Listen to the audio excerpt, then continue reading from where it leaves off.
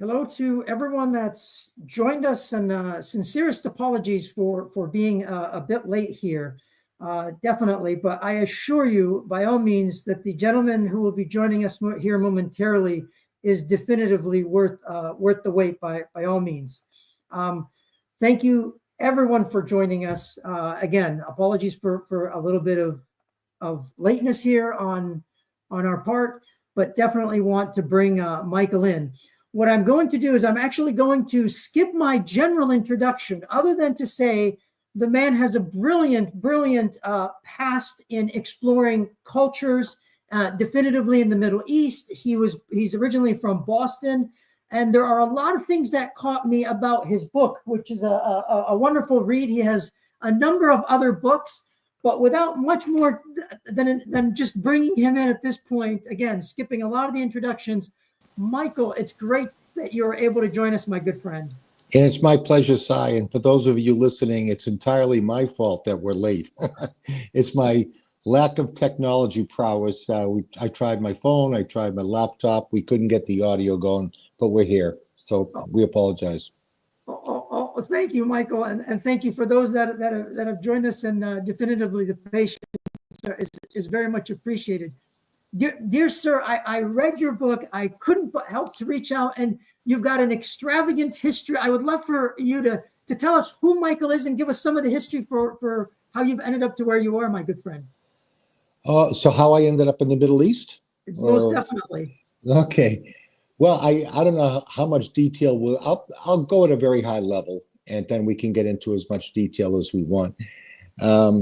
But I started my career on a corporate track, and then I went off the corporate track and started my own global consulting business, which was one of the most amazing experiences of my life, because it exceeded my best case scenario in terms of success and financial, but it also exceeded my worst case scenario.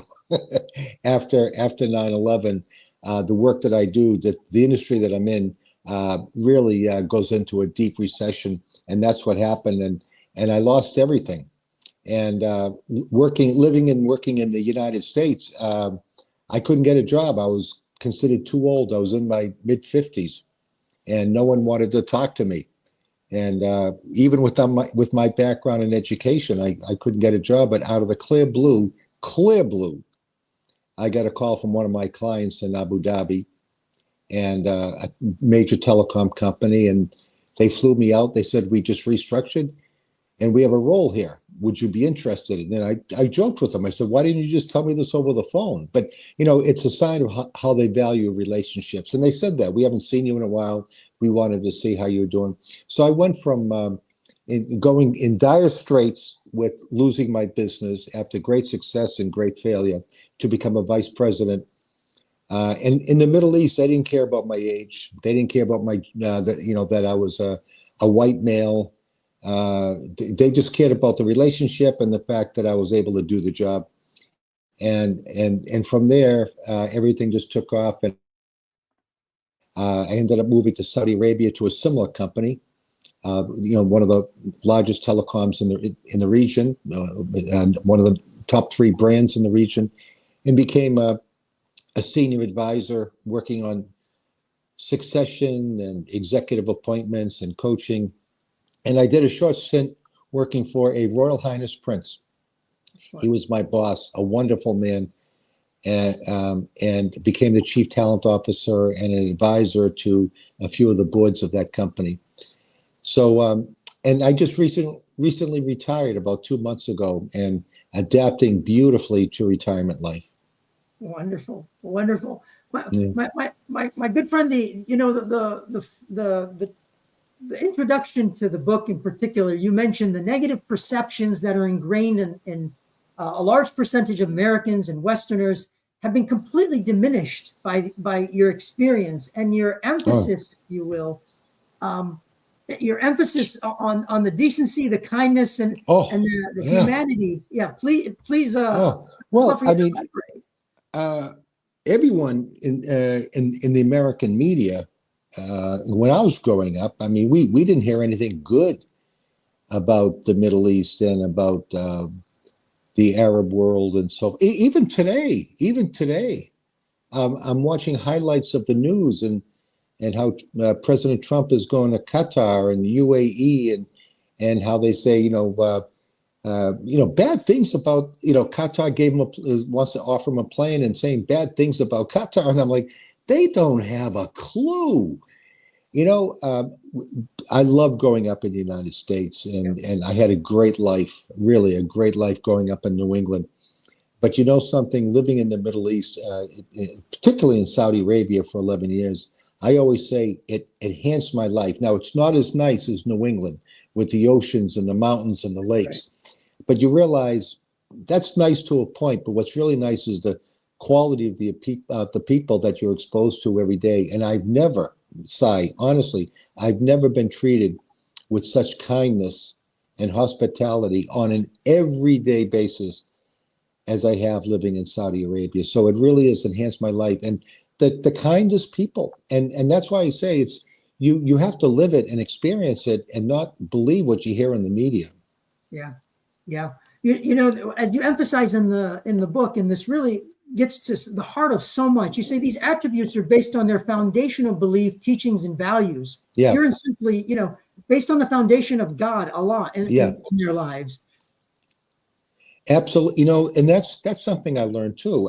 I think, I don't mean to talk negatively about my country, the United States, because I love my country, but it's far more secular than Saudi Arabia. I mean, Saudi Arabia, they're not terrorists, and sniff out a terrorist, boom, they deal with that immediately. You don't even hear about it.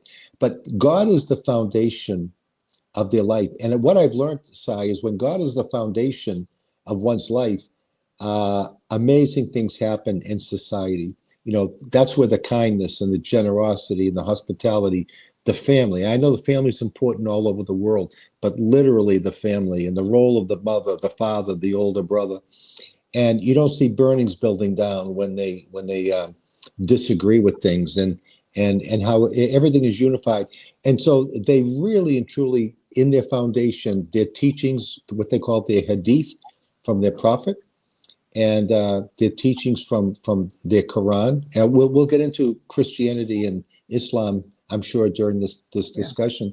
But and I see it play out every single day with the kindness and hospitality and the family environment. So, and that all starts with God as a foundation, including, by the way, with God as a foundation, simple things like good deeds and charity. And good deeds and charity is something as simple as picking a piece of paper off the street, or smiling at another person, or helping another person, or feeding a hungry animal, a hungry cat. So it's and that's all starts with God as the foundation of their lives. Yeah, and Michael, as you described sort of the experience, there's a few things that come to mind. One is religion, if you will, and faith and belief and what have you, as a foundation, can be experienced in the most mundane things. Exactly like you said, picking up a piece of litter that's on the street, and that is an expression of charity, as you mentioned in your book. And how pervasive, I'll say, is the real question that comes to mind. Yeah, no, it's if you take the simple example of feeding hungry cats on the street, you see it all the time, and it changed me. I was away with the family today, and renting out a cottage, and there was a cat on the property, and the cat looked like the cat was very skinny, and it was meowing out loud, and I went down to the 7-Eleven and picked up some cat food to feed the cat. I mean, it's changed me in that regard too, and that even that's held in high regard in their faith by God when you help animals that are thirsty and hungry. Yeah. And exactly to your point, we are all changed by virtue of the environment in which we find ourselves, most definitively. And likewise, I'm in the States, and I bleed red, white, and blue, exactly as you mentioned. Yeah, Like I love America and the USA, and this is home for me by all means. And one of the things that you really mentioned in your book, we can learn from each other. It's a very powerful perspective that you really do emphasize, is that we need to keep an open mind, and there's much that we can yeah. learn from each other's experiences and cultures across the world, as you say. Great point. Great point, Si. You know something? Saudis love America. Yeah. They love the United States of America. They respect America. They look up to America. They want America to be a leader in the world. They don't agree with everything, you know, but they respect America, and so they've learned a lot from us. You know, I mean, even something as simple as if we just get away from the Middle East for a minute, I did some work years ago with McKinsey, you know, the world, you know, the well-known global consulting firm, and I remember I work with McKinsey consultants all over the world, and I remember working with a number of German McKinsey consultants from Germany, and they were doing some activities and so forth, and they came up to me afterwards, and you know, and they were very strict and structured in doing this activity, and we're a little bit, you know, a little bit more easygoing, and we can laugh at things, and they love that. They admire how Americans can be a little bit more relaxed and less structured and easygoing, but still get the job done. You know, so that's an example. Germany can live. We can all learn from each other in every way. And the big learning for me, going back to your original comment, is even though I grew up Catholic, I never considered myself an overly religious person, but I come to appreciate what having God as the foundation, the effect that has on society and on family and everything else. Definitively. And Michael, as you talk about in the book, the dynamic between, you know, Christianity and Islam is a very healthy dynamic. It's not otherwise. You know, oftentimes when I go back to the States, somebody will ask me, what's it like in Saudi Arabia? And do you know what I say? I always use this line because it surprises people. I say, do you know that Muslims are more Christian than Christians are? And they're like, what? Yeah. Because again, what they hear in the media is not that at all.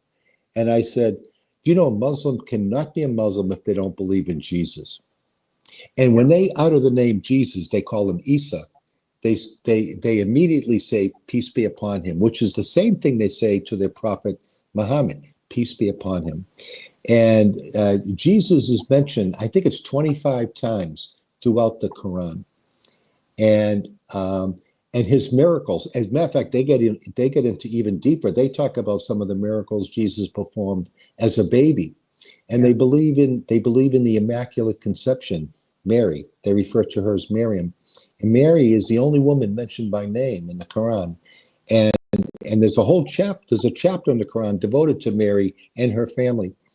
The only thing that they differ, the main thing that they differ, is that they don't believe Jesus was God.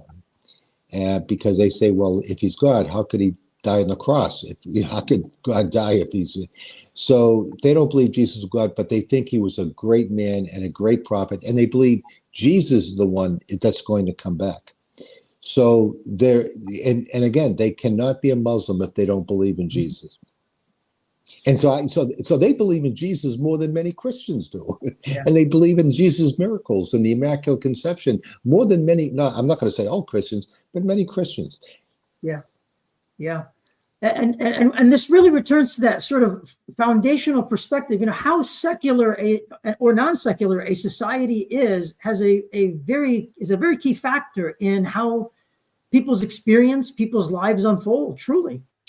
Oh, that's an interesting point, Si. You know, you're living in the States. I'm living outside the States, but we have social media, and I keep up with all the news. And it seems that in the United States, it's so divisive. It's almost mean and hatred. One side hates the other. I mean, hate. It's like Yeah. hatred. You don't see that in Saudi Arabia. They're a unified country. They love their country, and we'll talk about how women are treated too, because that's the other misnomer. The media places, but it's painful to watch the news in the U.S. and to see it's hate and meanness. It's like I see these when they have congressional hearings and Senate hearings. Can't they collaborate? Can't they talk to each other? Why does everything have to be a disagreement? And a disagreement based on almost, I'd say, hate, and it's painful to watch. And but I don't see that in Saudi Arabia. I see a lot of everyone is unified in pride in their country. So Michael, as you mentioned, sort of all these things, there's a few sort of questions that always come to my mind. And most definitively, as I'm sure as the folks listening to this right now currently or will be watching the recording, do you feel like you were treated differently because you were an outsider, because you were an American or someone who isn't of Middle Eastern descent, let's say? Did any thoughts or insights there, Michael? That's an interesting question. I said a little while ago that they love Americans and they love the United States of America. And I think that might have played a role at the beginning, but it's almost like when you get a college degree, it may get you an interview, but it doesn't guarantee success. And I think one of the things I take a lot of pride in, Asai, is the amount of relationships that I built over my years in Saudi Arabia. And I keep telling the Saudi people, I just love the Saudi culture. I mean, I've never met such kind people. And you know what they always tell me? They say it's what you're giving off. It's what you're giving off to us. So being American might help at some point because they do value America, but it's far more than that. It's normal basic relationships. If you make an effort, there's a saying, people don't care how much you know until they know how much you care. And if you show that you care for people as well, it's going to come right back to you, no matter what nationality you are. Now, also in business, I worked in a corporate environment. I always like to tell people that, when we grew up, our mother and father, hopefully, for most of us, our parents loved us unconditionally. They just loved us no matter what. In business, we're loved under condition, and that condition is performance and achieving results. So it doesn't matter if I'm American. If I'm not performing and achieving results and building relationships, I'm gone. I'm gone. So it's a lot more than just being American. Although I think it does help at the beginning because of the way they view Americans. But you still have to prove yourself with performance and results, and in turn being kind to others. Very well said. Very well said. Yeah. And you mentioned women and females in the workplace and what have you, and in society. Kind of what's the reality, I'll say, of the situation as you find there versus what we see perhaps in media. Look at all I can say is you ask any Saudi woman how they're treated, and they will tell you, number one, they love their country, they love their religion, they love their husbands, they love their family. Women are treated unbelievable. Matter of fact, the Prophet Muhammad says, the best of all men are those that treat their wives well. And in their teaching, it's very clear, and everyone knows this, the most important person in the family is the mother. And the second most important person in the family is the mother. And the third most important person in the family is the mother. And then comes the father. Women are treated, I've been on elevators, for example, where the elevator was crowded, and it would stop on a floor, and a woman was waiting to get on the elevator. A guy would step out to let the woman on, and he would wait for another elevator. Or if you go to a bank, if a woman walks into the bank, boom, she goes right to the front of the line. Okay, or they'll have a separate line for women so they can be treated, more efficiently. And in the workplace, I work for I just retired from one of the more well-known companies in the whole Middle East region. And I'll tell you about a role that I played that I take a lot of pride in. But we now have probably 12 to 14 female executives. Mm-hmm. I'd say about 30% of our high potential leaders are female, and they're unbelievable. They're incredible. And what I found when I first went to Saudi Arabia, it was almost like I was afraid to talk to a woman because I had this image. Okay, I was afraid to make eye contact when I talked to her. All this stuff, but what you find out is men are men all over the same all over the world. Women are women the same all over the world. They have a sense of humor.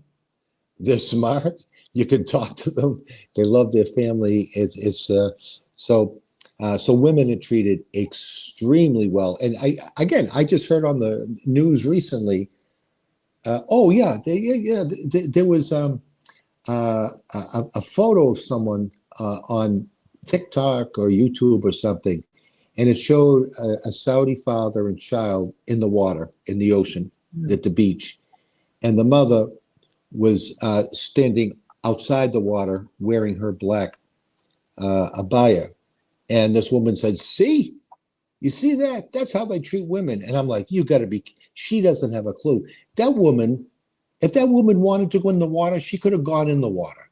They have a different type of bathing suit. Mm-hmm. She could have gone in the water if she wanted. Maybe she doesn't like the water, and so, the abaya that they wear, they love wearing the abaya, and not only that, but you should see the styles of abayas now, all these designer styles and everything. They got beautiful, beautiful abayas, and they love wearing their abaya. It's not like their religion doesn't say you have to wear that abaya. You have to cover your face. That's just a personal choice or the choice of their father or husband. But more and more Saudi women, are not, don't cover their face. And but it's again, it's all part of. You ask any Saudi woman what they think of how they're treated. You don't have to take it from me. Just take it from them, and they'll tell you how they love their country, their family, their husbands, their parents, and their place in the workforce now. It's becoming this whole Vision 2030 is transforming everything. It's transforming culture, society. Can I tell you about one thing that I'm very proud of? Please. One of the, it has to do with women in the workplace. One of the roles that I had I played a number of different roles. One of them was called executive appointments. And so whenever someone was getting promoted internally to the executive ranks, I had a role in that. I would be the last stop on the interview. And if the interview went well, we'd assess them. And if the assessment went well, along with the interview, we would present it to the executive team, the CEO team, with the recommendation. And this is something I'm proud of. I played a role in that executive appointments in hiring. I wasn't the decision maker, but I played a role in recommending the first female executive. And since then, I played a role in hiring another 10 or 11 or 12 female executives. I played a role in coaching many of the female high potential leaders. And the first female executive that we hired, about, I don't know, maybe it was 3 months after she came on board, I had an indirect order coming from the board to work with her, coach her. And so I coached her for 9 months to get her ready to be the first female vice president, which she became the first female vice president. So it's sort of like, I feel like I made history in Saudi Arabia, and big, one of the top branded companies in the entire Middle East, and introducing the role of female executives and playing a part in that is something that I'm pretty proud of. Wonderful, wonderful. Definitively an impact. And exactly as you're describing, Michael, there's I want to use the word entanglement. There's such entanglement of key things, and you're mentioning them. And I quote you from your book because I think you expressed it beautifully in the book. You said Saudis are proud of their country, their culture, their family, their king, and their God. So definitively, it's an intermix of all those facets that create a very different fabric for society. Yeah, yeah, and it's unified. They're unified. There's no divisive. I was in a taxi cab one time out in Michigan, and I was on business, and the taxi driver had something on the radio, and the radio was saying something critical about Saudi Arabia, and I'm in the back seat with my boss, who's Saudi, but he was dressed like us. He wore jeans and a shirt, so the guy didn't know he was from Saudi. And I'm listening to this, and I happen to say to the taxi driver, "That's not true at all." He goes, "It is too true." I said, "Look, I live there. It's not that way." Well, you have to say that, or they'll do something to you. I'm like, oh my God, forget it. It's I couldn't get into a discussion with this guy. He was locked on to that belief, and it's a shame. It's a shame. And you know something, Sai? If I never moved to the Middle East, do you know that my perception would be totally different? My perception would be consistent with what I hear a lot in the media. Yeah, yeah, and I shared Michael with you, and there's a number of folks that definitely know. I'm originally from the Middle East, and I grew up here in the States. Very, very young. I've been here since I've been 3 years old, if you will, and grew up here in the States. And it tears me apart to see that we don't recognize the value that all countries really contribute, all cultures contribute. So there's so much for us to learn in building those bridges, quite honestly. I'm in the Philippines right now, and I've got a home here in the Philippines. And in Saudi Arabia, they love hiring Philippine nurses. Most of the hospitals are populated with nurses from the Philippines because they value the work ethic and the way Filipinos work as nurses. So so the work ethic. I mean, we can learn from the Saudis, can learn from the Filipinos. We can all learn no matter what part of the world. Yeah, yeah. And it's a shame in so many ways. It's a shame as human beings we've forgotten the value of appreciating the differences in a healthy way across cultures, across people, and what have you. Michael,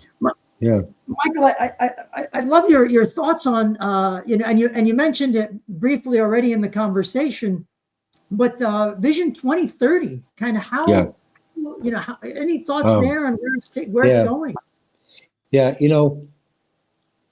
we all have a view of visions, right? I mean, how many, you think about your work experience, Sai, and, your company has a vision statement, and all these organizations. So, most of us, myself included, I become very cynical when I hear a vision statement. Yeah, okay, vision. Yeah, they put it up on the wall there, and then you forget about it. So Saudi Arabia came out with this Vision 2030, and they came out with it in 2015. And I was the same way. I'm like, okay, this is 2015. The Vision's 2030. That's 15 years from now. Okay, they're really entrenched in their conservative ways. Yeah, we'll see. I thought nothing of it. It blows my mind what I've seen. It blows my mind what I've seen. It's the whole purpose is to transform.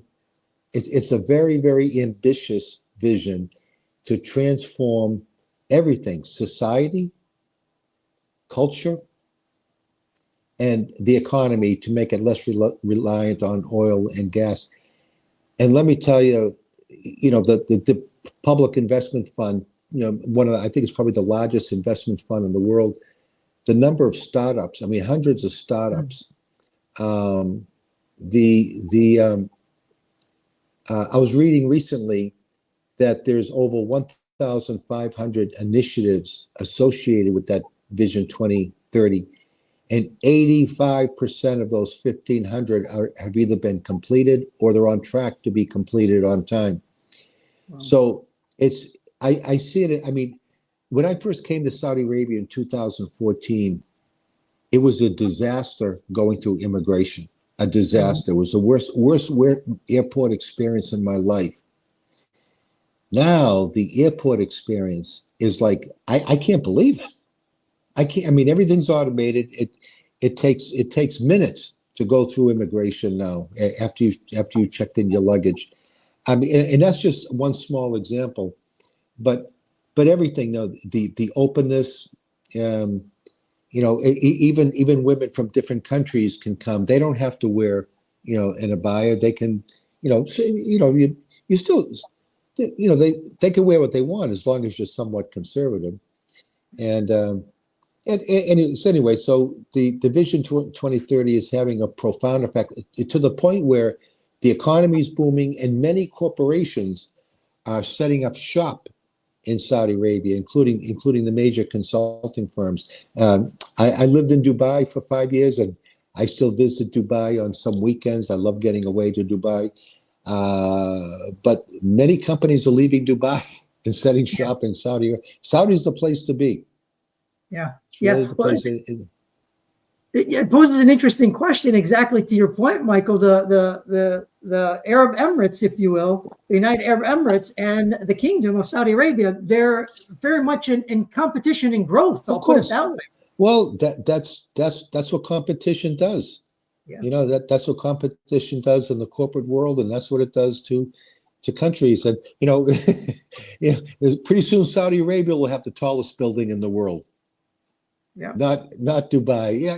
I mean, that's just a kind of a light example, but yeah, they're doing. And I think it comes down to unified. I think I would say just about every Saudi citizen knows something about the Vision 2030. They've at least heard about it. They know something about it. And there were no detractors. Like if this were the United States, it'd be half the country would be against it, half the country would be for it. There'd be misinformation about it. Here, everyone is on board. Everybody is unified, and it's wonderful to see. And it's happening. You don't have to wait till 2030. It's already happened, and it's continuing to happen. It's been amazing to actually live it, to be part of living here while that's happened. Definitively history in the making, exactly as you're describing, Michael, as you're describing it. And it really, I mean, it takes us full circle to the foundations of a society. And, a lot of people will say, and I'm sure you've heard it, there isn't much democracy in the Middle East, or they'll make statements like that. And they don't know the reality of the situation as you're living it. Something, Sai, we grew up in a democracy, and no doubt a democracy, when it's done right, when it works well, it's a wonderful thing. Yep. But we don't have a very impressive democracy right now. It's like I said earlier, it's painful for me to watch with the mean spirit and the hate. So you know what I've come to appreciate, and this will shock Americans or a lot of Western countries. I've come to absolutely appreciate the kingdom form of government, and let me tell you why. Since Saudi Arabia became Saudi Arabia from the Saud family, from the original King Abdulaziz, every one of his sons, were in succession, and the current king, King Salman, is one of King Abdulaziz's, sons, and the crown prince is King Salman's son. He'll be the next king, but every one of the kings. Here's the thing: every one of the kings. Every one of them, they looked out for the greater good of the country and the greater good of its citizens. And, they could make a decree like this, a decree, when Saudi Arabia surprisingly beat Argentina in the World Cup a few years ago, the whole world was shocked. that Saudi Arabia beat the #1 seed in the World Cup, the king decreed a day off. The next day, holiday for all Saudi, a simple decree. I mean, in a democracy, you have to pass a law. It's going to get all the 2/3 of the votes. It's going to go to the House, the Senate. But no, the most important thing is the looking out for the greater good of the country and the greater good of its citizens. And they look out for its citizens big time in every possible way, right down to medical care and everything else. So it's I've come to admire and respect the kingdom form of government. We grew up in the United States. We used to hear about, we're a free country. Mhm. We're lucky, we're free. A lot of countries are free. I mean, Saudi Arabia is a free country. It just happens to have a kingdom form of government. So anyway, that's just my thought from experiencing both the democracy, which at one time I thought great, and I think it's in experiencing the kingdom form of government. Definitely. Michael, as you kind of, as you also mentioned in your book, you talk about, there's a lot, I'm quoting you, if you will, there's a lot of talk about, around the world about diversity and inclusion. And you mentioned, if you will, that in the Middle East, and your company included, values diversity and believes that diversity for diversity's sake is incomplete if it does not, if you will, coincide and align with making everyone feel included. So it is it's interesting how I'll say, drifted as human beings and countries across the world relative to some of these concepts. Yeah, I mean, the company I just retired from, they, once a year they had a big day for where they highlighted all the diverse countries where we had employees represented from those countries, and we had all these events and things that went on. And you're right, Sai. Diversity is one thing, but making everyone feel part of it or included is another thing. And it's still it's a corporation, and you can't get promoted just because you fall into one of the categories. It's still based on merit and demonstrating results, showing integrity. Very, very, very important. But surprisingly, they value diversity. They value women, different nationalities, but they also have expectations for all of us. Look, they had high expectations for me, and that's why it's called work, and that's why we feel stressed sometimes. But as long as you produce results, demonstrate character, integrity, you build relationships. I'm going right back to the friendships and relationships that I built, which is why I've always said living out here has enhanced my life. Wonderful, wonderful. Michael, as people listen to us, definitively say, well, this picture looks far too rosy, far too good. What are some of the challenges, Michael, that you would say that you've encountered in living in the Middle East as such? Well, okay. The very, very obvious one, and everybody will agree with me on this one, is the driving is terrible. One of the first decisions I made when I moved to Saudi, I'm not going to lease a car. No way. Every day to and from work, I have a driver, or sometimes I'll take Uber or whatever, and I'm like, how do you guys do this every day? My driver was saying he sees about 12 to 15 accidents a day. Not ones, but it's so the in countries in there with different rules of driving. Okay, so and they always blame each other. They'll blame the way Pakistanis drive, the way women drive, the way Indians drive. Everyone blames each other. It's not a serious thing, but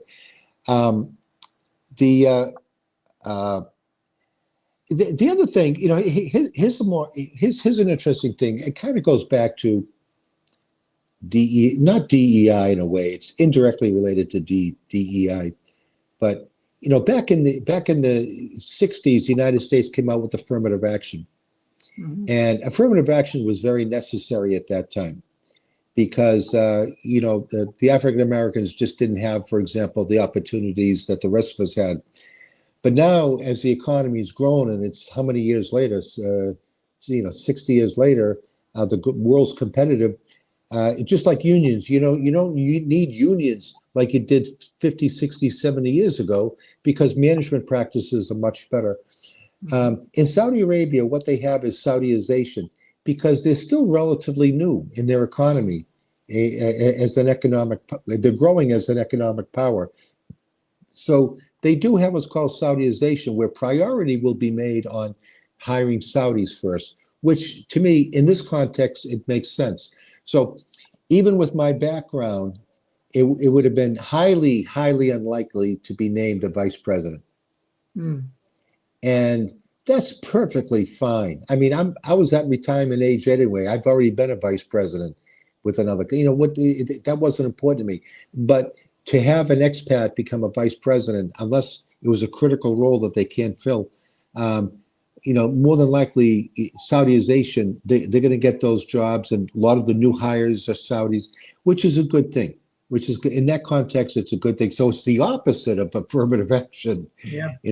But they need that to build a professional workforce in the country. So it's UAE does the same thing, Emiratization. Yeah. Other challenges that come to your mind, Mike, I'll say for anyone traveling abroad, kind of what things will they sort of be a little bit shocked by and as they encounter the culture, the environment, if you will, the people? The only way I can answer that question, because I'm thinking now as you ask that question, I'm going to put a twist on it and say I think they're going to be shocked by the level of kindness and hospitality. When I do these videos on LinkedIn and YouTube and TikTok about my experiences in Saudi Arabia, it's amazing how many expats respond and say, I had the same experience. I've had the same thing. So I think, to my questions, my answer is a little bit different. I think people will be surprised at the level of everyday kindness. Well said. Yeah, honestly. Very well said. So kind of even, I'll say, flipping it a little bit differently, Michael, what kind of lessons do you encourage us here in the States to have, just based on your experience across the world, living in the Middle East at this point, but sort of things that we should keep in mind and things that, will help improve our lives, that we can learn? Well, I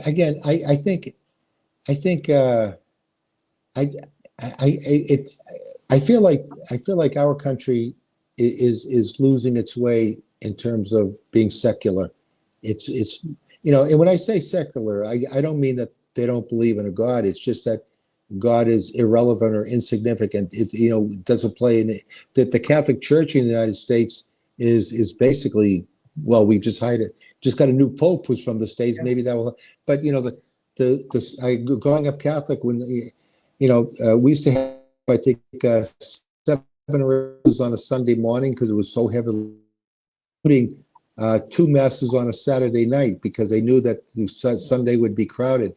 Now there's I think there might be 2 masses on a Sunday and very few people there, and a lot of them are older than 75 years old. So I think when I say secular, it means God is not relevant or is insignificant, and I think the United States is going to have to look at our currency. It says, "In God we trust." The founding fathers of the United States based the whole Constitution and everything on the Bible, and so we were just as religious as Saudi Arabia is today, many years ago, and I think we're losing our way, and I think that's the big lesson, because I really believe.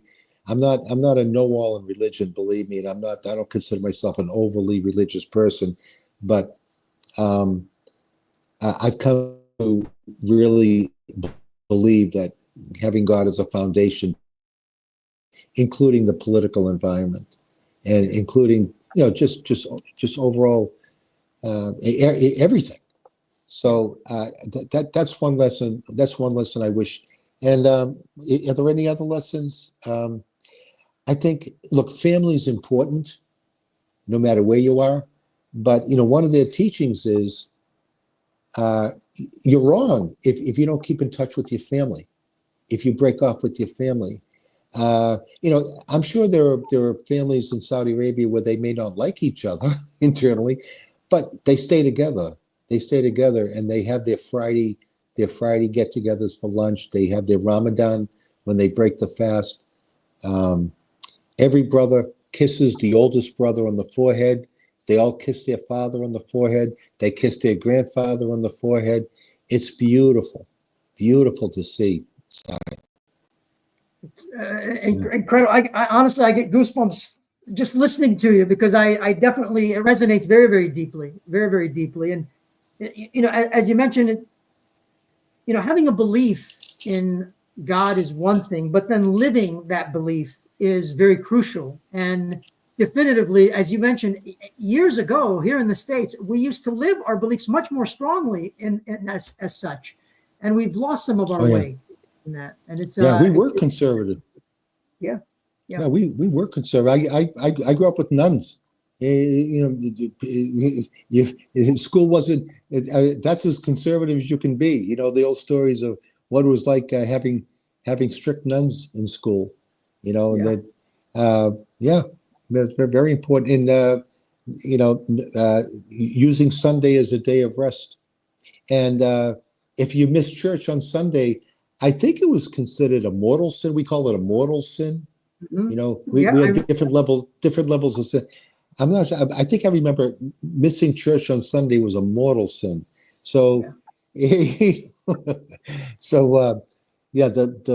significance and the relevance of religion, of God in our lives in the United States has been diminished. That's what I mean about becoming secular, which is not a good thing.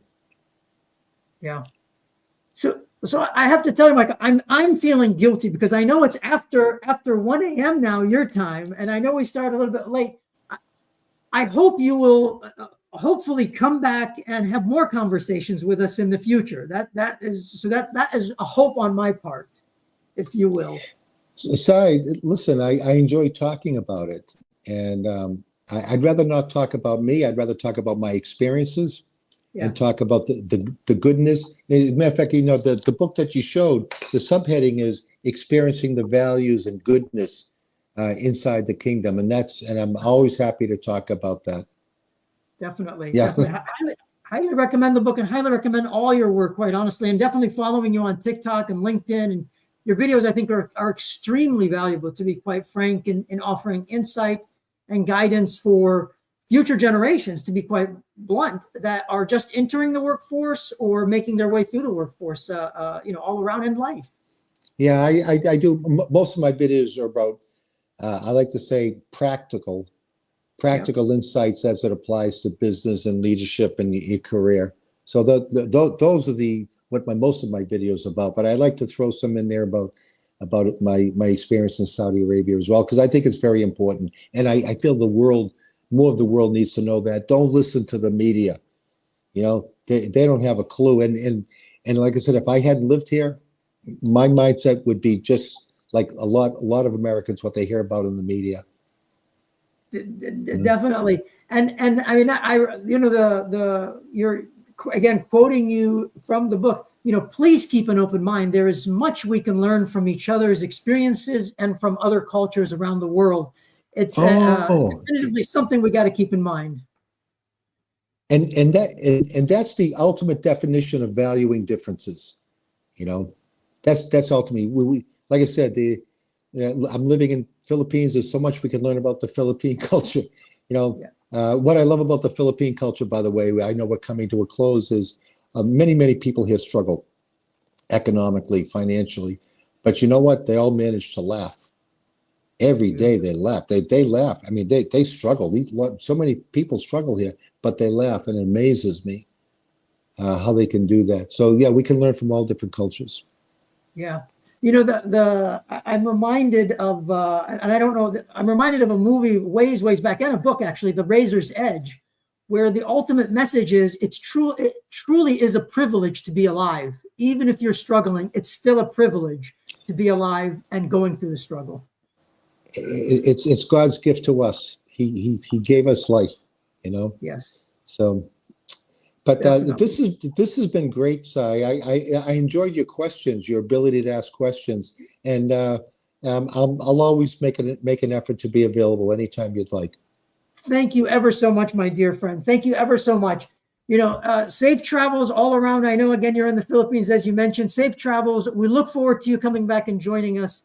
Can't thank you enough for making the time, and, you know, thanking the audience for being patient with us. But definitively, Michael is worth the wait by all means. And please give our best to your son. I love the mention in the book, by the way, Michael. Yeah, he's a special needs child, and he's my one and only child, and he's a pure blessing in my life. A few hours ago, before he was falling asleep, I'm laying with him, and he was just laughing out loud for about 15 minutes, just laughing out of happiness. You know, beautiful. Absolutely beautiful. Thank you again, my dear friend. A pleasure having you. Thank you, Si, and thank you all for listening. Thank you. Take care now. Okay, Bye-bye. take care. Bye-bye.